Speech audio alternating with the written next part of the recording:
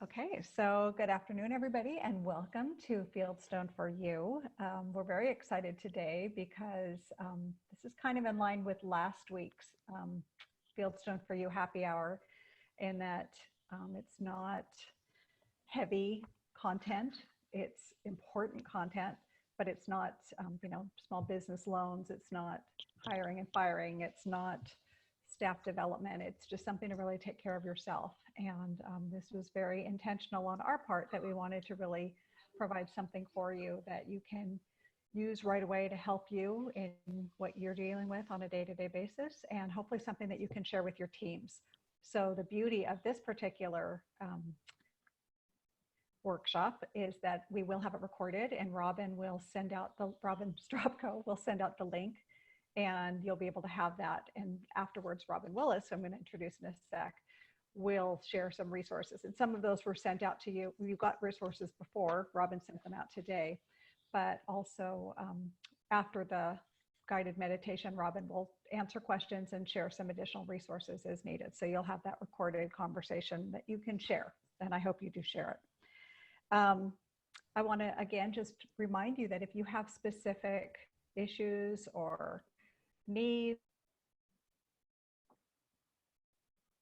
or concerns or something that you would like, just shoot me an email and I will try to find the subject.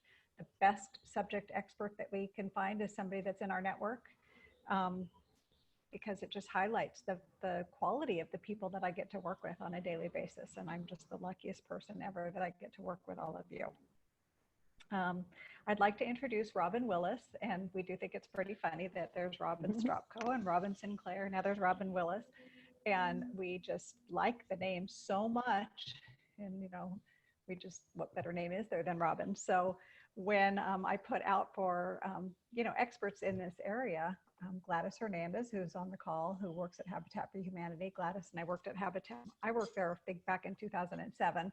So Gladys and I met then, and then Gladys was in a learning group a couple years ago, and Gladys responded to my request and said, Robyn Willis, she's the perfect person. So thank you, Gladys, who is on the call, for putting us together. And Robyn Willis is the Vice President of Retail Operations for Habitat for Humanity of Orange County. She was in our nonprofit learning group in 2017, and she is being coached right now by Lisa Walter over at, who was retired from Susan G. Komen.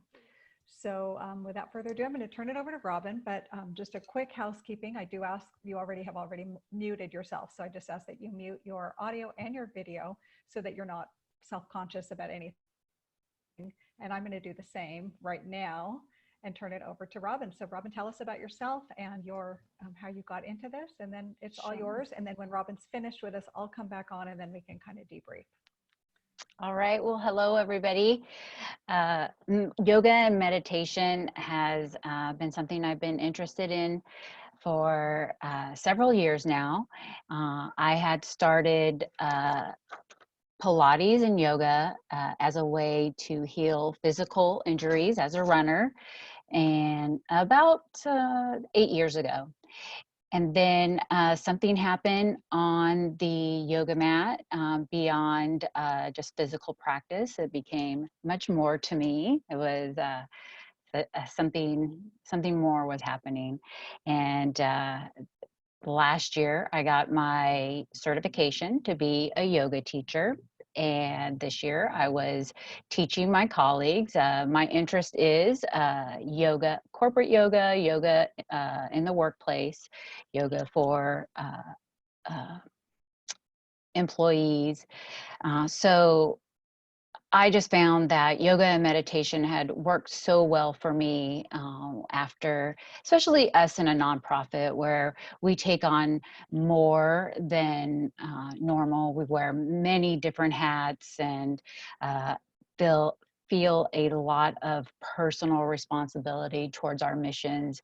So I thought sharing this with my colleagues and friends, family was the best thing that I could do to help. And wellness is something that I've been fond of for the past few years.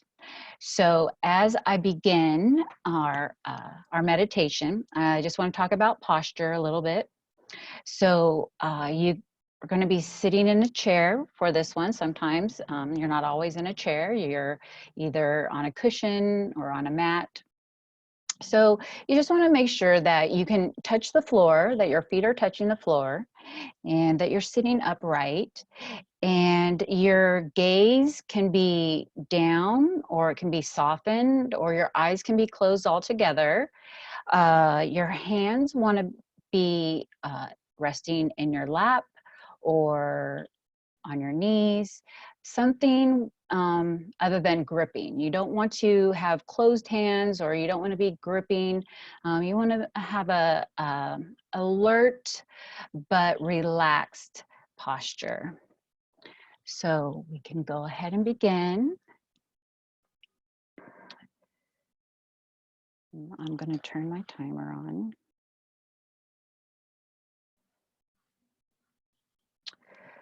So for this practice, you may want to begin by letting go of whatever moments came before this one, any busyness of the day, the planning, the doing, and any anticipation of what is to come later.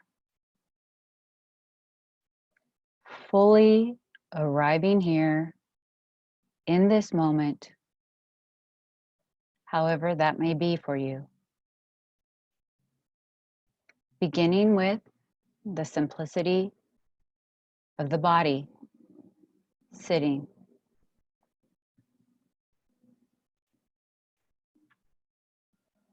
Inviting your mindful attention to rest on any area that is making contact. So if you're sitting in a chair, you might feel the feeling of your feet resting firmly on the floor.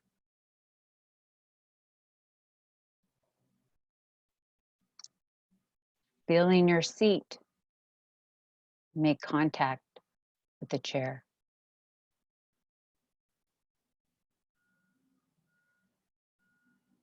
Sensing your hands resting comfortably in your lap or on your knees.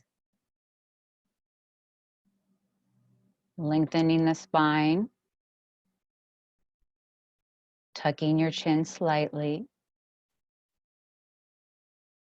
allowing your shoulders to drop down the back, settling in to this alert but relaxed posture.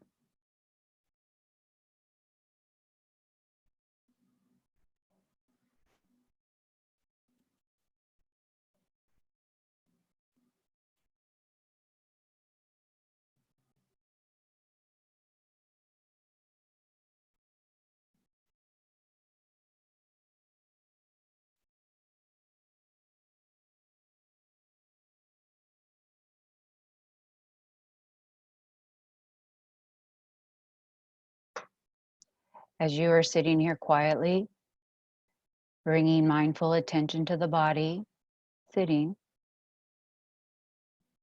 you may have noticed that the body is breathing. There is nothing that you have to do to make the breath happen. It is already there, rising and falling,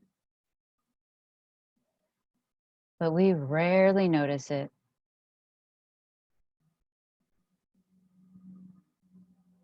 So you might explore bringing some mindful attention to an area of the body where you feel the breath most easily, most naturally.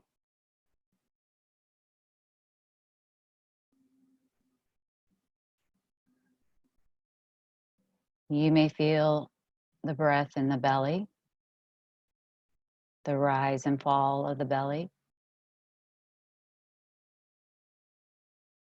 You may feel the breath in the chest or the space just below the nostril, where the air tickles as it passes in and out.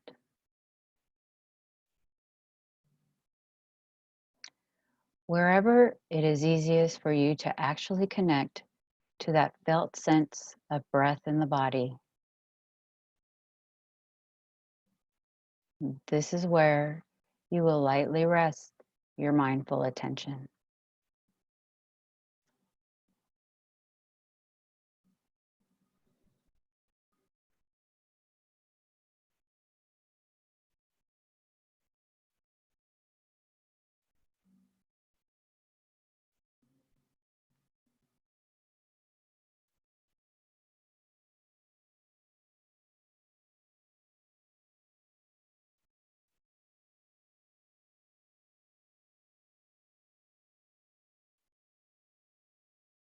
And when you notice that your attention has wandered, as it inevitably will, maybe you're lost in thinking,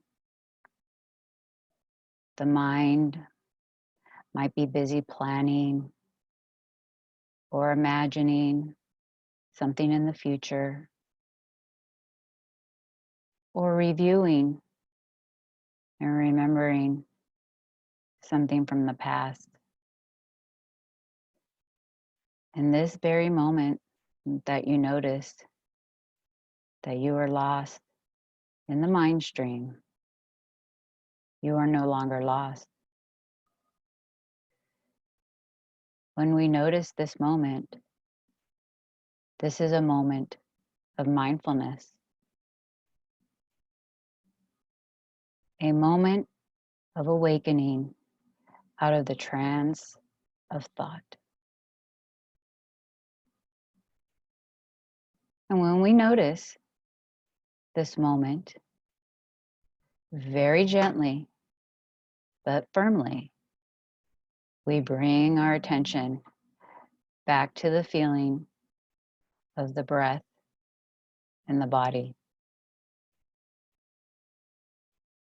and relaxing any tendency for the mind to judge or criticize.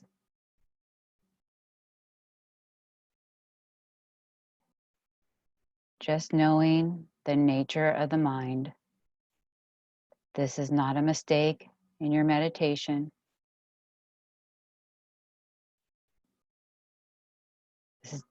This does not get in the way of your practice.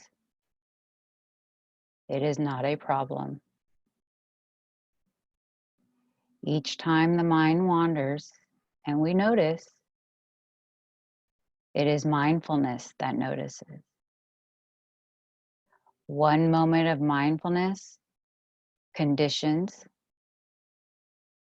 the next moment of mindfulness.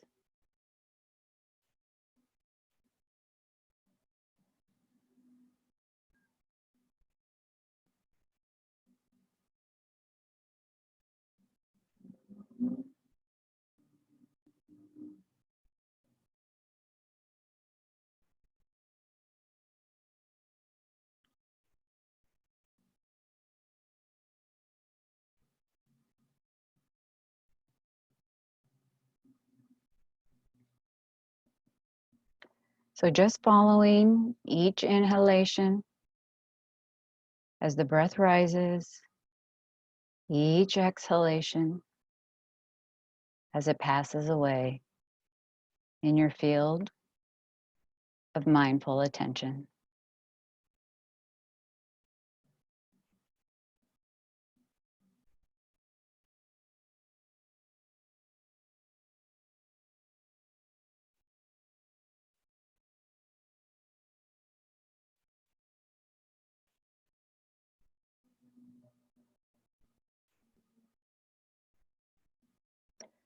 We bring attention to the breath as an object in meditation because the breath is always happening right now. We bring mindful attention and know that we are breathing 5 days ago, 5 minutes ago, or even 5 breaths ago. We bring attention to the breath because the breath acts like a doorway to this moment.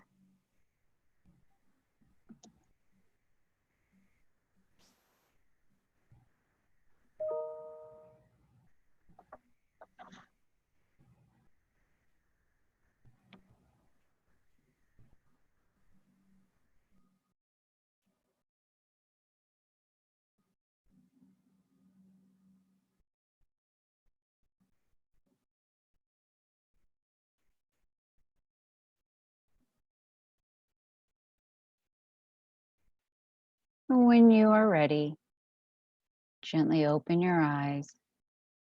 Coming back, you might take a moment here as you return to thank yourself.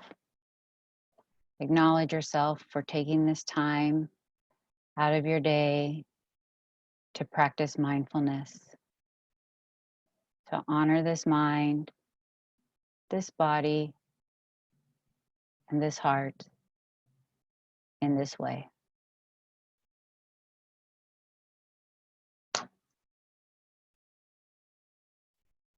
All right, everybody, how do you feel? Much better. Very good, Gladys. That was wonderful. Very good. So yeah, feel free to unmute your video if you want, but you don't have to. You're laying in bed or you took a nap.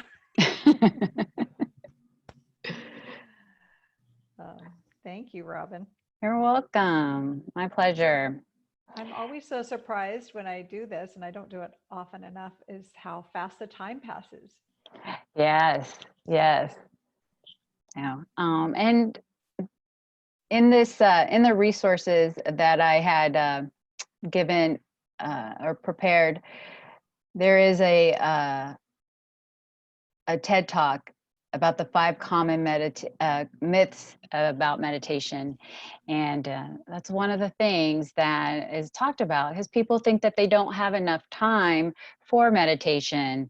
And we really do. And in this, our topic of self-care, we really do need to make the time, even if it's, 10-minute, 5-minute.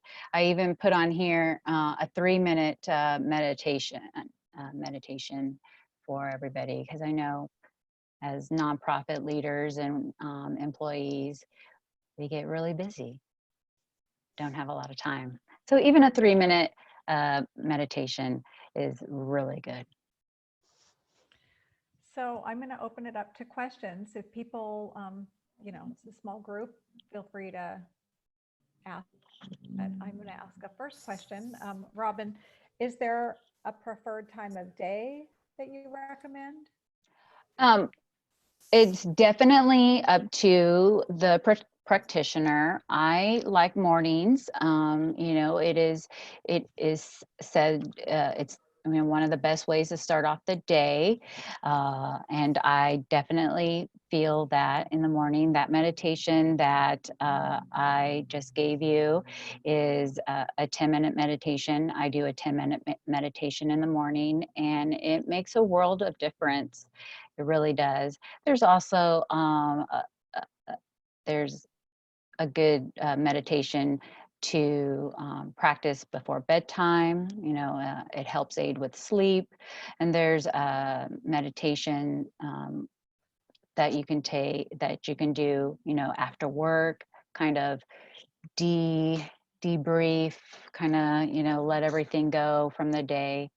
So there's it's up to the practitioner, but the time of day, really, I think if you want to start off the day on a good foot, mornings are first thing in the morning is what I recommend. Great.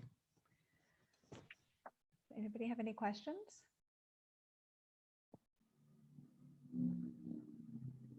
We've got a couple of comments in the chat. People enjoyed this. Very good.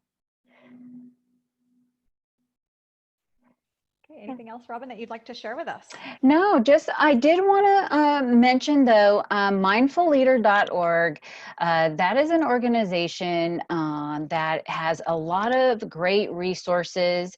If you are thinking about bringing mindfulness to the work, or just if not to your employees, just for yourself, there are some really great articles that that they have. They've got seminars and videos, and everything is here on the attachment that you sent out earlier. But that is a really great resource. And you know, mindfulness, we talk about meditation is really for ourselves, and it really helps with like the quote that I had put at the top of the document about that space between stimulus and response. You know, mindfulness meditation practice is really great for helping with emotional intelligence. So you can be respond instead of reacting to things that are going on in the work environment, especially right now. And then also it's really great as far as building compassion. And the one thing that meditation teaches you is to have compassion for yourself first. So when you have compassion for yourself first, then you can have compassion in the workplace, home, and, you know, during this time. So those are just the Mindful Leader is a great resource. I took a 6-month online course with them, and that's really what sparked my interest in bringing mindfulness to the work environment, because they had just so many great resources and articles that I could share with my staff. Can you talk to us a little bit about these apps? Yeah, sure. So, you know, everything is an app these days, it feels like. So the apps are free, and they have all different types of different meditations. As you can do mindfulness of the breath, you can do body scans, and those are really great too, because it teaches you how to feel if you've got tension in the body, and you might not even be aware of it.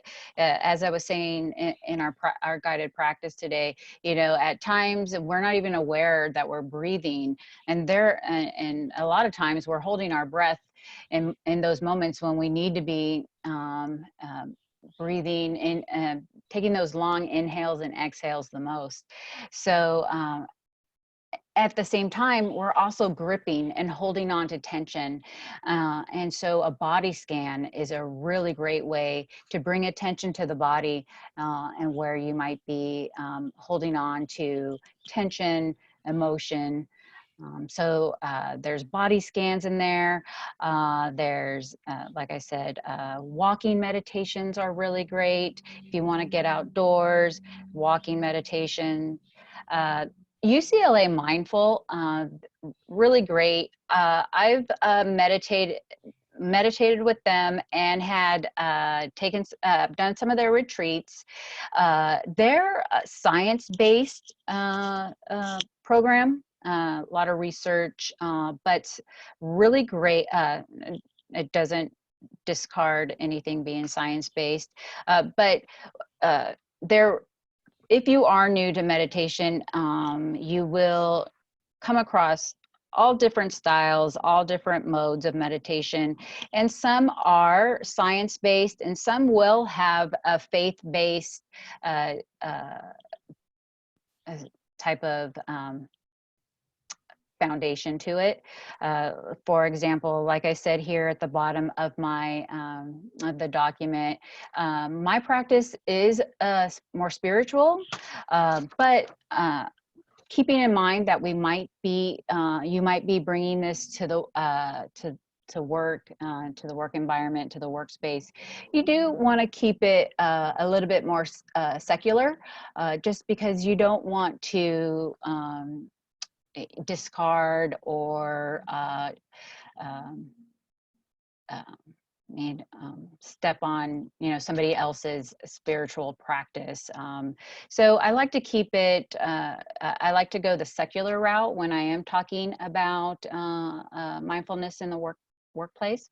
But there are more faith, more spiritual based practices as well. So, and that's what I put here are more the secular apps.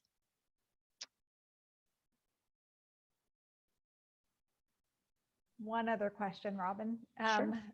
I always struggle with keeping myself present and just focusing and not letting my mind wander. And do you have any tips for me? Oh, yes. So it's just bringing, like in meditation, it's just bringing your attention back to the breath, because again, that's bringing you back to the present moment. One of my teachers told me the best gift that we can offer anybody is the gift of deep listening, and how you do that is through mindfulness meditation, but also the practice of mindfulness meditation. And so when you are in those moments, you might be in a boardroom, you might be in a meeting, and you find yourself, again, thinking about the next meeting you're going to, or that last email that you received. Just bringing your attention back to the breath brings you back to the present moment. And when you catch yourself stray, just bring it right back, and you're right back there, listening to the speaker, making eye contact. But yes, it's the mind. It's going to wander. Yeah. Good. Are there any other questions? Yeah. Change my view here. I don't think so. All right. Well, Robyn, thank you so much. Thank you so much. I really, really love sharing this with people. So if you have questions, you can reach out. My information is on the document. I don't know if you cut out or I might have cut out, but I think you said if you have questions. Yeah, if there's further questions, my info is on the on the document. So the personal email and the work email. Okay, great. And Robyn and I have talked this week, and she said she's happy to do more for us. So I think we'll have you come back in a couple weeks, and we'll come up with a different one and do something else with the group. Yeah, that'll be great. A body scan, something, chair yoga. I would love both of those. I think chair yoga would be fabulous. I really want to have Super. these happy hours be all about our leaders and just really strengthening and empowering them. So that would be wonderful. Super.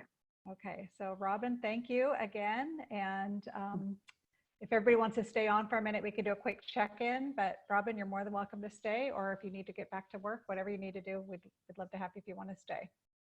Sure, I'll stay. Okay, so thank you again, and thanks to all of you for joining. And I see that somebody, I think, just said that they came on, missed the meditation portion. So Nisha, hi Nisha. Hi. We recorded this, and we recorded this. Thank so you. We will share it with all of you so you can continue to use it. And I really recommend you possibly doing this with your team. I think it would be really powerful. Thank you so much. Yeah, I'd be very interested to know. Sorry again. So how is everyone? Let's just do a quick check-in. Who wants to go first? And if nobody wants to go, that's okay too. It's happy hour. You get to do whatever you want to do. Lisa Wood wants to go first. Oh, I think you're muted, Lisa. Do I need to unmute you? Hold on. There we go. Nope. Yeah. There you go. Hello. Hi. So I'm doing pretty good. It's interesting. One of the things I've kind of observed and heard